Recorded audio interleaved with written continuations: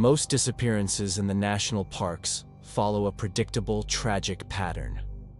A wrong turn on a marked trail, a sudden change in the weather, or a momentary lapse in judgment.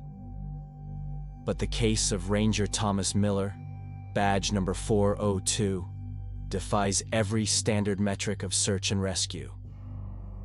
In the summer of 1982, Miller didn't just vanish from the Great Dismal Swamp. He was effectively erased. While official records suggest a quiet retirement and a relocation out of state, the paper trail left behind in the archives tells a much darker, much more inconsistent story. Miller was a veteran with 15 years in the field, a man who knew the shifting, treacherous geography of the swamp better than his own backyard.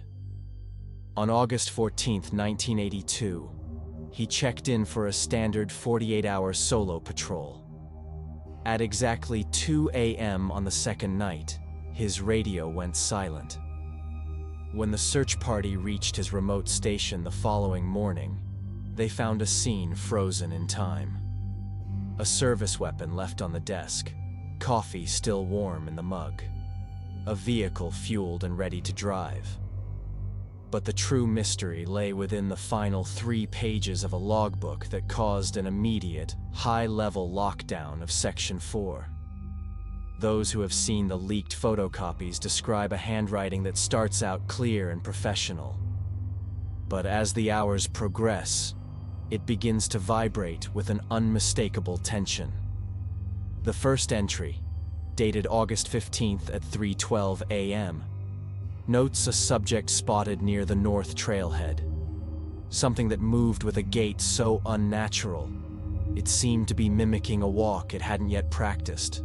But Thomas Miller wasn't the only one in the swamp that week.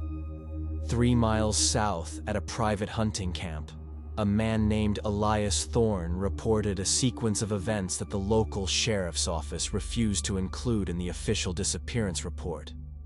Thorne claimed that around midnight on August 15th, he heard the sound of a heavy diesel engine idling just outside his cabin. When he looked out the window, he didn't see a truck. He saw a man in a park ranger's uniform standing perfectly still in the tall grass. The man wasn't moving. He was simply staring at the cabin door, holding a flashlight that wasn't turned on. Thorne said the most unsettling part wasn't the man's presence. It was his height. He described the ranger as being nearly 7 feet tall, with limbs that seemed to bend at angles no human joint should allow. Less than an hour after that sighting, the final entry in Miller's logbook was recorded.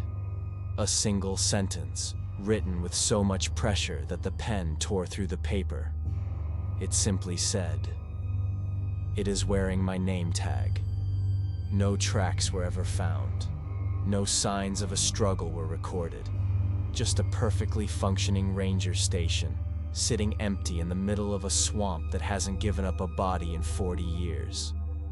Today, near the old Section 4 boundary, there is a new fence, no signs, no explanation, just a perimeter. Perhaps it is there to keep people out, or perhaps it is there to keep something in. The truth remains buried in the swamp, waiting for those brave enough to look.